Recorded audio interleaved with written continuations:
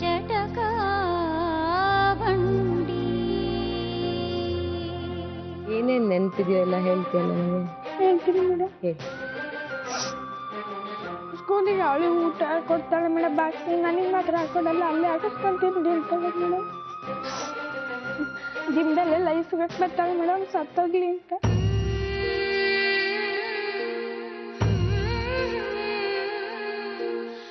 ಬರೆ ಎಲ್ಲ ಹಾಕೊಳ್ಳು ಮೇಡಮ್, ತಲೆ ಚಾಕಲೆಲ್ಲ ಹೊಡಿತಾಳೆ.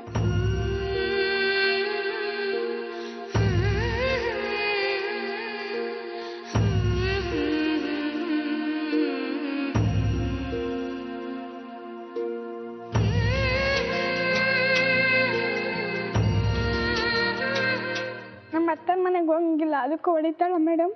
ನಗಂಗಿಲ್ಲ, ಅದಕ್ಕೂ ಹೊಡಿತಾಳೆ.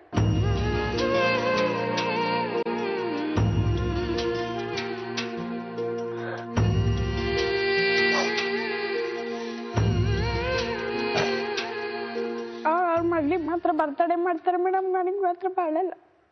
ನಾಳೆ ಅವ್ರಿಗೆ ಬಗ್ಲಲ್ವ ಮೇಡಮ್.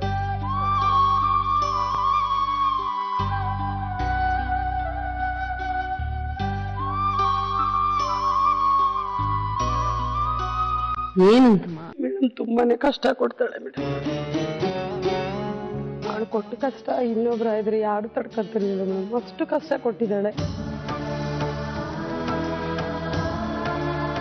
ನಾನು ಬುದ್ಧಿ ಹೇಳಿದ್ರೆ ಅವ್ರು ಬದಲಾಗ್ತಾರೆ ಅಂತ ನಿಮ್ಗೆ ಅನ್ಸುತ್ತೆ? ಮೇಡಮ್ ಬದಲಾಗಲ್ಲ ಮೇಡಮ್, ಅವಳು ದುಡ್ಡು ಬೇಕಷ್ಟೇ, ದುಡ್ಡು ಬೇಕು. ಅವಳು ಬೇಕಾದ್ರೆ ಗಂಡ ನಾಳೆನೇ ಹೋದ್ರು ಅವಳಿಗೆ ಚಿಂತೆ ಮಾಡಲ್ಲ, ಅದನ್ನೇ ಹೇಳಿದಾಳೆ ಮೇಡಮ್. ಕೇಳಿ, ನೀನು ಇವತ್ತೇ ಹೋಗಲ್ಲ, ನಾನೇನು ಯೋಚನೆ ಮಾಡಲ್ಲ. ನಾನು ಇರೋದೇ ಇಷ್ಟ ಇಲ್ಲ ಮೇಡಮ್, ಅಲ್ಲಿ ಸಾಯಿಸ್ಬೇಕು ಅಂತ ಎಷ್ಟೋ ಸತಿ ನಿಮ್ದೆಲ್ಲ ಹಾಕಿಸ್ಕೊಳ್ಳೆ ಮೇಡಮ್.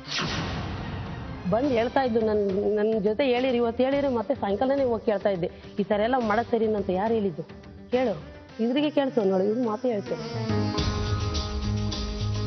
ನೀನು ಹೋದ್ಮೇಲೆ ನನಗೆ ಚಿಕ್ಕ ಬಟ್ಟೆ ಹೊಡಿತಾಳೆ ಗೊತ್ತಾ, ಅದಕ್ಕೆ ನಾನು ಹೇಳಲ್ಲ. ನಾವು ಅದರಲ್ಲೂ ಕಷ್ಟದಲ್ಲೂ ಸ್ವಲ್ಪ ಸಹಾಯ ಮಾಡ್ತೀನಿ. ಅದಕ್ಕೆ ನನ್ನ ಮಗನ ಕಾಲೇಜಿಗೆ ಸೇರಿಸ್ಬೇಕಿತ್ತು, ಸೇರ್ಸೋಕ್ಕಾಗ್ತಾ ಇಲ್ಲ ಮೇಡಮ್ ನನಗೆ. ಅಣ್ಣ ಅಲ್ವಾ ಇವ್ರ ತಂದೆ? ಏನ್ ಕೆಲಸ ಮಾಡ್ತಾರೆ? ಫ್ಯಾಕ್ಟ್ರಿಗೆ ಹೋಗ್ತಾರೆ ಮೇಡಮ್.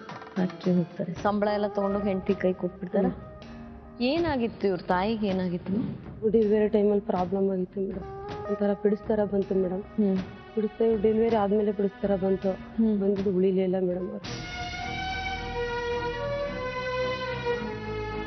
ಈ ಎರಡನೇ ಮದುವೆ ಮಾಡಿಸಿದ್ ಯಾರಮ್ಮ?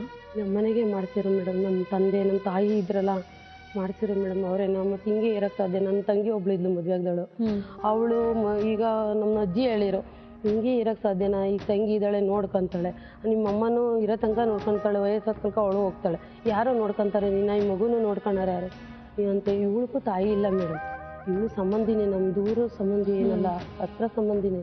ಇವಳಿಗೂ ತಾಯಿ ಇಲ್ದಲೆ ಬೆಳೆದರು. ಇವತ್ತು ಅವಳು ಮಲ್ತಾಯಿ, ತಾಯಿ ಇದ್ರು ನೋಡ್ಕೊಂತಿದ್ಲೇ ಇಲ್ವೋ, ಅಷ್ಟು ಚೆನ್ನಾಗಿ ನೋಡ್ಕೊಂತಾರೆ. 2 ವರ್ಷದಿಂದ ಯಾರು ನೋಡ್ಕೋತಾ ಇದಾರಪ್ಪ ಮಗುನ? ಇವರು ನಮ್ಮ ಅಣ್ಣ ಗಲಾಟೆ ಮಾಡಿ ಮನೆಗೆ ಬಂದು ಜಗಳ ಮಾಡ್ಕೊಂಡು ನಮ್ಮ ಅಣ್ಣ ಜನತಾ ವಿದ್ಯಾನಿಕೇತನ ಒಂದೇ ಸ್ಕೂಲಲ್ಲೇ ಇಬ್ರು ಓದ್ತಾ ಇರೋದು. ಈಗ ನಿಮ್ಗೆಲ್ಲ ಬೈದು ನಿಮ್ ಮನೆಯಿಂದ ತಗೊಂಡ್ ಹೋಗಿ ಅವ್ರ ತಲೆ ಮೇಲೆ ಹಾಕೊಂಡ್ಬಿಡ್ತಾರ ಮಗುನ? ಕರ್ಕೊಂಡೋದ್ರು ಮೇಡಮ್. ಏನ್ ಅವ್ರಿಗೇನ್ ಅದ್ರಲ್ಲಿ ಏನ್ ಲಾಭ? ಹೊಡಿತಾರೆ, ಬೈತಾರೆ, ಹೇಳಿರೋದು.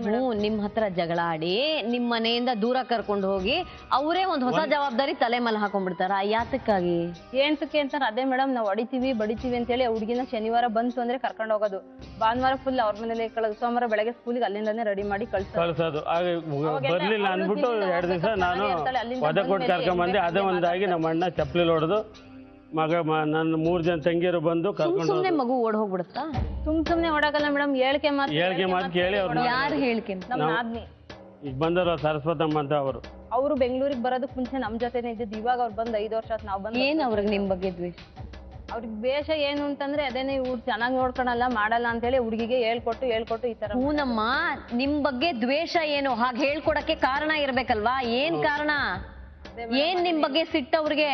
ಅದೇ ಏನ್ ಸಿಟ್ಟು ಅಂತಂದ್ರೆ ನಾವ್ ಹೇಳ್ದಂಗೆ ಕೇಳಲ್ಲ ಇವಳು ಅಂತ ಹೇಳ್ಬಿಟ್ಟು ಯಾವಾಗ್ಲೂ. ಯಾರು ಹೇಳ್ದಾಗ ಕೇಳಲ್ಲ? ಅವ್ರು ಹೇಳ್ದಂಗ್ ನಾನ್ ಕೇಳ್ಬೇಕಂತೆ.